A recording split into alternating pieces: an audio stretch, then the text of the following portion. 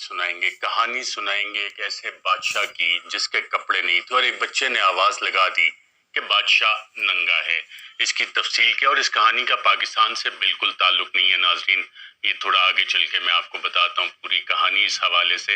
اور کہانی سنانے کی روایات ہمارے کلچر میں دادا دادی نانا نانی ماں باپ سے بچپن میں ہم کہانیاں سنتے ہیں، وہ کلچر تھوڑا ختم ہوتا جا رہا ہے۔ آپ سب کا شعور جو ہے وہ بہت زیادہ ہے، لیکن جب میں یہ کہانی آپ کو بیان کروں گا تو اس میں اپنے تخیل کی پرواز میری گزارش ہے آپ سے مت لیجیے گا، کیونکہ اس سے بہت سے لوگ جب آپ تخیل کی پرواز لیتے ہیں اور کہتے ہیں کہ نہیں یہ کہانی فلاں کے بارے میں فلاں کے بارے میں، تو پھر سوال جواب ہم سے ہوتے ہیں۔ آلریڈی آپ کو پتہ ہے کہ میں کن حالات میں بیٹھا ہوں، ایک ہی شرٹ میں ایک ہی جگہ پہ بیٹھ کے ولاگ کر رہا ہوں اس وقت، لیکن کوشش یہ تھی کہ میری آواز بند کی جائے، لیکن آپ سب کی محبت کی وجہ سے میں آپ سے اب بھی رابطے میں، بہت سے پاکستانیوں نے اوورسیز پاکستانیوں نے اس میں مدد کی ہے کہ میری آواز آپ تک پہنچتی رہے۔ ناظرین یہ کہانی ہے ایک ایسے بادشاہ کی جس کو نئے کپڑے پہننے کا بہت شوق تھا، اور یہ ایک ڈینش آتھر ہے ہینس کرسچن اینڈرسن، ڈنمارک کے ایک آتھر ہیں، ان کی یہ کہانی لکھی گئی تھی۔ اور جب انہوں نے یہ کہانی لکھی تو ان کو یہ اندازہ نہیں تھا کہ یہ کہانی اتنی مشہور ہوگی۔ یہ کہانی ناظرین ایک بادشاہ کے متعلق ہے، پاکستان کے متعلق نہیں، کیونکہ پاکستان میں تو جمہوری نظام ہے، پاکستان میں تو جمہوریت چلتی ہے، پاکستان میں جو بھی ریاستی ادارے ہیں، ریاست کا قیام عوام کی مرضی سے ہوتا ہے۔ پریمبل ٹو دا کانسٹیٹیوشن میں یہ بات لکھی ہوئی ہے کہ پاکستان کا تمام نظام، تمام ادارے لوگوں کی مرضی سے بنتے ہیں، اور ایک عام پاکستانی ریاست ہے، کیونکہ ریاست اسی پاکستانی قوم سے بنتی ہے۔ لیکن ہم نے سالوں میں پتہ نہیں جو بھی اتنی ڈکٹیٹرشپ رہی تو ہم نے کہا جی چند لوگ شخصیات جو ہیں اہم وہ ریاست ہوتی ہیں، چند ادارے ریاست ہوتے ہیں، ایسا نہیں ہے۔ پاکستان کی عوام ریاست ہیں، آپ ریاست ہیں، اور تمام اداروں کا کام ہے کہ ریاست کی خدمت کریں، عوام کی خدمت کریں، اور یہی ہمارے قائد اعظم محمد علی جناح بانی پاکستان نے بھی کہا تھا۔ لیکن چند لوگوں نے، چند اداروں نے سمجھنا شروع کر لیا کہ جی ہم ریاست ہیں، اور پھر بند کمروں میں فیصلے ہونے شروع کیے، جیسے کہ اس کہانی میں بھی ہے۔ اور اس کہانی میں ناظرین جو یہ کہانی شروع ہوتی ہے، اب میں یہاں سے کہانی آپ کے ساتھ اسی طرح سے شیئر کروں گا، اور یہ پاکستان سے متعلق نہیں ہے، کیونکہ پاکستان میں بادشاہت نہیں ہے۔ بادشاہ تو اگر کسی کو بات پسند نہ آئے تو اسے زندان میں ڈال دیتے ہیں، اٹھا لیتے ہیں، ٹارچر کرتے ہیں۔ پاکستان میں تو ایسے کام نہیں ہوتے، پاکستان میں تو فنڈامنٹل رائٹس ہیں، ہماری عدالتیں آزاد ہیں، انصاف دیتی ہیں، اور کسی کی کیا جرت کہ جناب کسی کو کوئی اٹھا کے لے جائے، کسی کو کوئی دھمکیاں لگائے، کسی کی کیا جرت کہ وزیر اعظم پاکستان کی سیکیورڈ لائن پہ اس کی کنورسیشن ریکارڈ کرے۔ تو کہانی کا ناظرین ٹائٹل ہے دی ایمپرر از نیکڈ۔ اب دی ایمپررز نیو کلوتھس کہا جاتا ہے جو اوریجنل ٹائٹل تھا اس کا، اور اس میں کہانی یہ ہے کہ بادشاہ تھا، بادشاہ کو ہر روز نئے کپڑے پہننے کا شوق تھا۔ اب نئے کپڑے پہننے کا اس کو اتنا زیادہ شوق تھا کہ ہر گھنٹے بعد وہ اپنے کپڑے بدلتا تھا اور نئے کپڑے پہنتا تھا۔ اب اس کی ناظرین اگر انٹرپریٹیشن کی جائے، معنی نکالا جائے، تو اس کو یہ بھی دیکھا جا سکتا ہے کہ بادشاہ کو اپنا امیج پریزنٹ کرنے کا بہت شوق تھا کہ میرا بہت اچھا امیج لوگوں کو نظر آئے، میں اچھا نظر آؤں، تمام لوگ میری تعریف کریں۔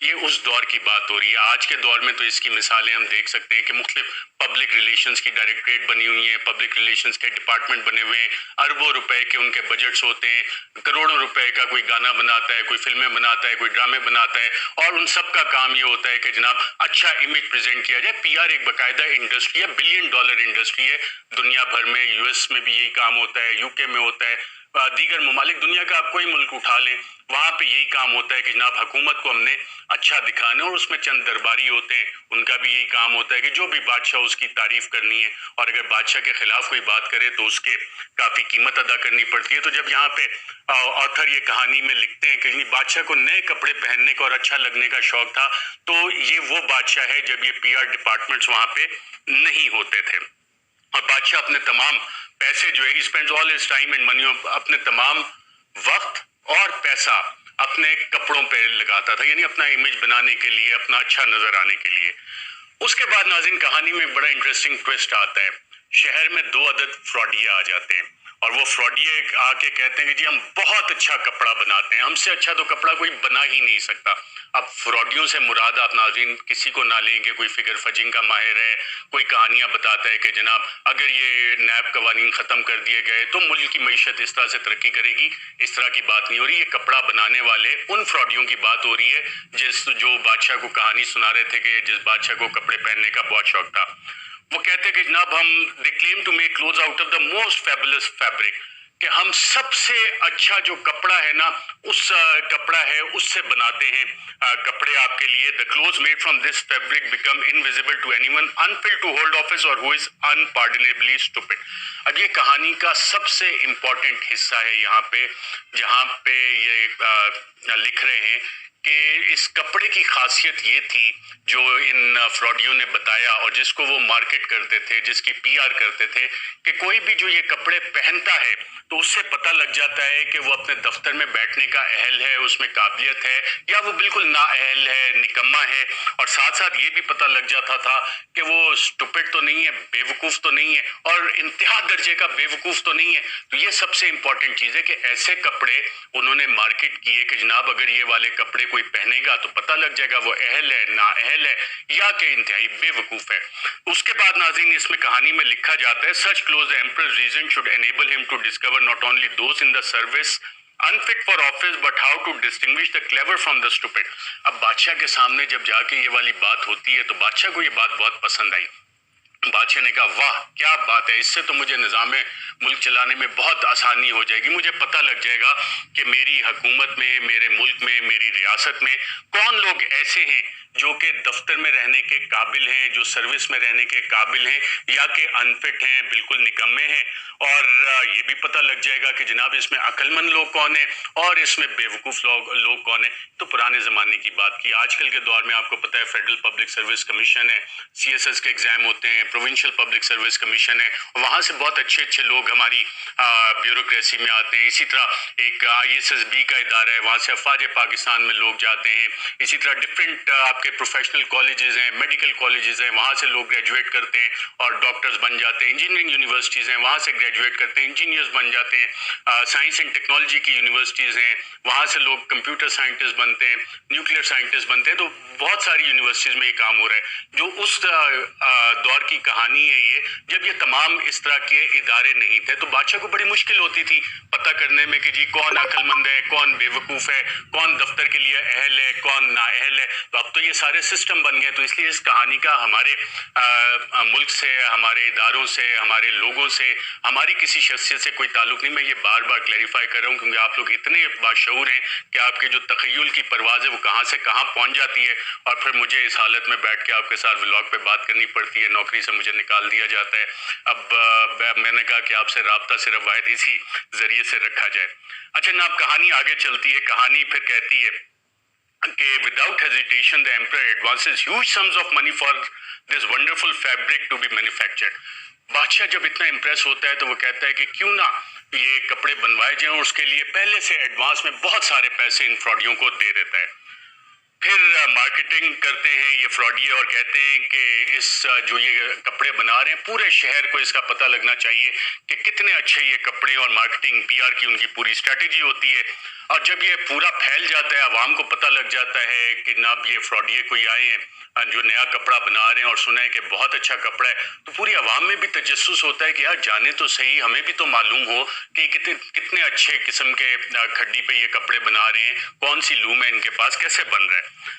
उसके बाद बादशाह तक भी ये बात पहुंचती है कि जी अवाम में बड़ा तजस्सुस है, अवाम जानना चाह रही है कि क्या चीज़ है।